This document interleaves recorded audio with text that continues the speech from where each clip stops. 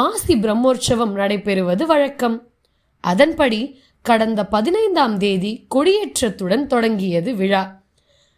உற்சவர் சந்திரசேகரர் சூரிய, சந்திரபிரபை, நாகம், சிம்மம், யானை, ரிஷபம், அதிகார நந்தி, அஸ்தமானகிரி, பூப்பல்லக்கு உள்ளிட்ட வாகனங்களில் எழுந்தருளி மாடவீதி உலா வந்தார்.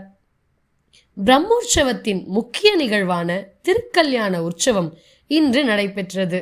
இதில் கல்யாண கோலத்தில் பச்சை பட்டு உடுத்தி கல்யாண சுந்தரரும் திரிபுர சுந்தரி தாயாரும் திருமண வைபவங்களான ஹோமம் வளர்த்தி காப்பு கட்டி மாலை மாற்றி மாங்கல்யம் அணிவிக்கப்பட்டது.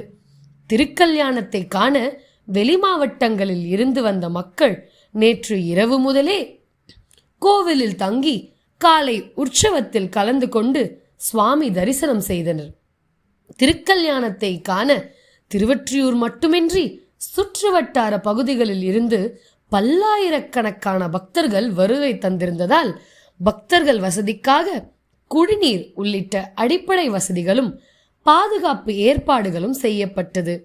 கோவில் அனைத்து பகுதிகளிலும் போலீசார் பாதுகாப்பு பணியில் ஈடுபட்டிருந்தனர். திருக்கல்யாணத்தில் பங்கேற்ற அனைத்து பக்தர்களுக்கும் பிரசாதம் வழங்கப்பட்டது. மாலை 63 நாயன்மார்கள் உற்சவம், இரவு மகிழடி சேவை நடக்கிறது.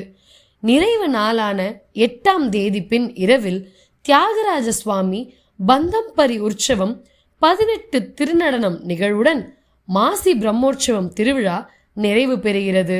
கோடி கண்களும் போதாது இந்த அழகிய காட்சியை காண. இதோ நம் ரியாத் தமிழா நேயர்களுக்காக கல்யாண சுந்தரர் மற்றும் திரிபுர சுந்தரி தாயாரின் கல்யாண வைபவம்.